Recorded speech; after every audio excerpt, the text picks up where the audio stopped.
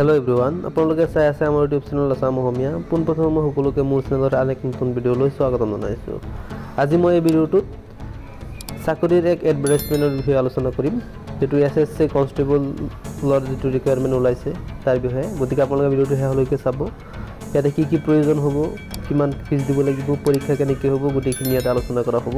গতিকে ভিডিঅ'টো শেষলৈকে চাই থাকিব। পলম নকৰাকৈ আহক আৰম্ভ কৰোঁ আজিৰ ভিডিঅ'টো।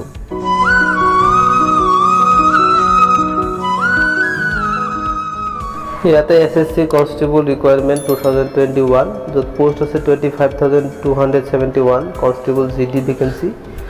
আৰু ইয়াৰে এইটো ষ্টাফ চিলেকশ্যন কমিশ্যন অৰ্থাৎ এছএছচি আণ্ডাৰৰ পৰা দিয়া হৈছে। লাষ্ট ডেট হৈছে 31 অৰ্থাৎ এইটো মাহৰ 31 তাৰিখ, অহা মাহৰ 31 তাৰিখ হৈছে লাষ্ট ডেট।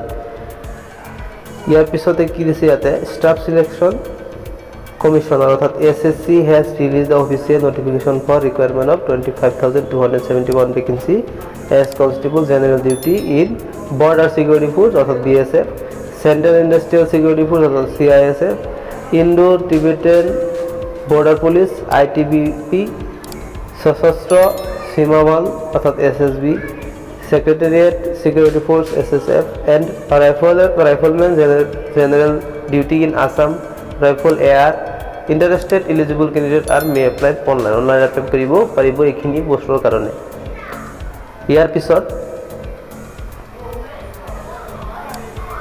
এছএছচি কনষ্টেবল ইয়াতে কনষ্টেবল নাম হৈছে পোষ্টৰ constable general duty. Number of post ইমান আছে, মেইলৰ আছে 22,424 আৰু ফিমেল আছে 2,847। আৰু যিটো পে স্কেল, ইয়াৰ পে স্কেলটো হৈছে 21,700 পৰা 69,100 লৈকে ইয়াৰ পে স্কেল আছে। ইয়াৰ পিছত আছে ইয়াত eligibility criteria of SSC constable জিডিৰ কাৰণে কি কি এলিজিবিলিটি লাগিব সেইখিনি। নেশ্যনেলিটি হ'ব লাগিব, ইণ্ডিয়ান নেশ্যনেলিটি থাকিব লাগিব।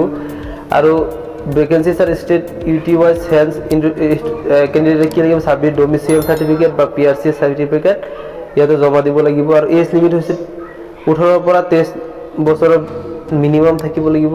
Candidate should not have been born earlier than 02/08/1998 and later than 01/08/2003 অৰ্থাৎ 2/8/1998 চনৰ আগত জন্ম হ'লে নহ'ব বা 1/8/2003 চনৰ পিছত জন্ম হ'লে এপ্লাই কৰিব নোৱাৰিব।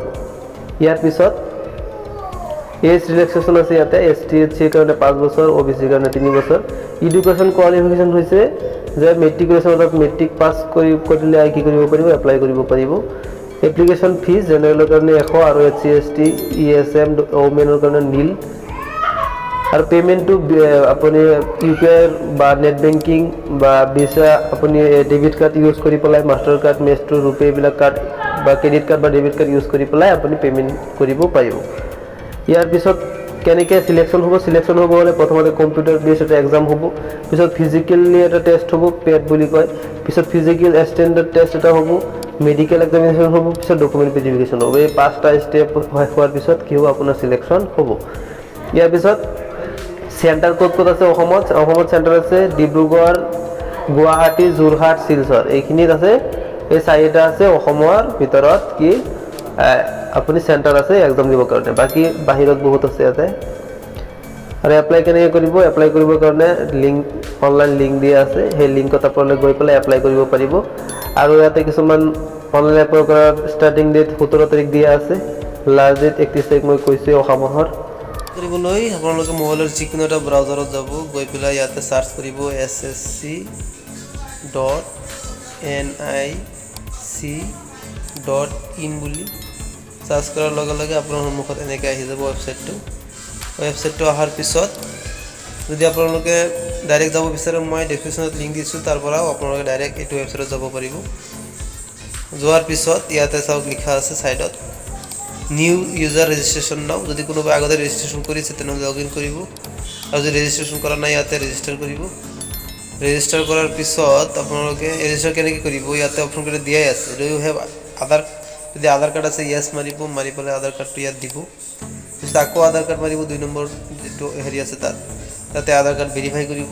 পিছত টাইপ অফ ID, আপুনি কোনটো ID দিব, যদি আধাৰ কাৰ্ড দিব বিচৰা নাই, যদি আপোনাৰ তাত আধাৰ কাৰ্ড নাই, তেনেহ'লে আধাৰ কাৰ্ডৰ সলনি কোনটো আইডি দিব বিচাৰিছে সেইটো আপুনি ইয়াতে চিলেক্ট কৰিব লাগিব। Driving licence, employee ID, PAN card নে পাছপোৰ্ট, কলেজ আইডি নে ভোটাৰ কাৰ্ড, সেইটো ইয়াতে কৰিব। যদি আপোনাৰ আধাৰ কাৰ্ড নাই, ইয়াতে আইডি নাম্বাৰটো দিব লাগিব, নাম লিখিব লাগিব, ভেৰিফাই কৰিব লাগিব নামটো। যদি আপোনাৰ নামটো কেতিয়াবা চেঞ্জ কৰিছে তেনেহ'লে ইয়েছ বুলি মাৰিব লাগিব, ইয়াতে ইয়েছ মাৰিব লাগিব। নিউ নেম বা চেঞ্জ নেমটো আপুনি ইয়াত মাৰিব লাগিব যদি চেঞ্জ কৰিছে। ফাদাৰ্ছ নেম মাৰিব লাগিব, verify father's name, mother's name, verify mother's name, date of birth, verify date of birth. ভেৰিফাইটো কিয় হয়, যাতে আপোনাৰ ভুল নহয়, সেইকাৰণে ইয়াতে ভেৰিফাই কৰিব লাগে। মেট্ৰিকুলেশ্যন 10th এক্সামিনেশ্যন ডিটেইলছটো আপুনি ইয়াত দিব লাগিব। প্ৰথমতে এডুকেশ্যন বৰ্ড, আপোনাৰ কোনটো বৰ্ডৰ পৰা পাছ কৰিছে ইয়াতে চিলেক্ট কৰিব। ইয়াৰ পিছত ভেৰিফাই এডুকেশ্যন বৰ্ড, আপোনাৰ আকৌ সেই বৰ্ডটো চিলেক্ট কৰিব লাগিব ভেৰিফাইৰ কাৰণে। ৰোল নম্বৰটো লিখিব। ৰোল নম্বৰটো আপোনাৰ মেট্ৰিক চাৰ্টিফিকেটৰ যিটো ৰোল নম্বৰ আছে সেইটো লিখিব। কেনেকৈ লিখিব, ইয়াত আছে ৰোল কোড এটা দি পেলাই এপেন দি পেলাই পিছত ৰোল নম্বৰটো লিখি দিব।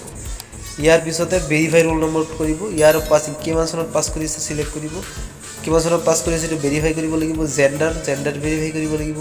লেভেল অফ এডুকেশ্যন ইয়াতে আপুনি চিলেক্ট কৰিব কিমানলৈকে আপোনাৰ এডুকেশ্যন, হায়েষ্ট এডুকেশ্যন কিমান। পিছত mobile number, verify mobile number, email ID, verify email ID, state UT permanent address, আপোনাৰ কোনটো ষ্টেটৰ হয় এইটো ইয়াতে চিলেক্ট কৰিব। চিলেক্ট কৰাৰ পিছত ছেভ মাৰিব, আপোনাৰ ৰেজিষ্ট্ৰেশ্যন হ'ব। ইয়াৰ পিছত আপুনি লগ ইন কৰি এডিশ্যনেল কিছুমান কণ্টেক্ট ডিটেইলছ ইয়াত দিব লাগিব। পিছত ফটোগ্ৰাফ, ছিগনেচাৰ দিব লাগিব। এইখিনি কৰাৰ পিছত আপোনাৰ কি হ'ব, ৰেজিষ্ট্ৰেশ্যন কমপ্লিট হ'ব। গতিকে এনেকৈ আপোনালোকে অনলাইন এপ্লাই কৰিব। আৰু ৰেজিষ্ট্ৰেশ্যন কমপ্লিট হোৱাৰ পিছত আপোনালোকে ইয়াতে লগ ইন কৰি পেলাই বাকীখিনি কাম কৰিব পাৰিব। গতিকে আজিৰ ভিডিঅ'টো এইখিনি। যদি ভিডিঅ'টো ভাল লাগে লাইক কৰিব, কমেণ্ট কৰিব, শ্বেয়াৰ কৰিব। আৰু যদি মোৰ চেনেলটো নতুনকৈ আহিছে তেনেহ'লে ছাবস্ক্ৰাইব কৰিব, লগতে বেলটো দবাই থ'ব যাতে মই নতুন ভিডিঅ' আপলোড দিয়াৰ লগে লগে আপোনালোকে ন'টিফিকেশ্যন পাই যায়। আজিৰ ভিডিঅ'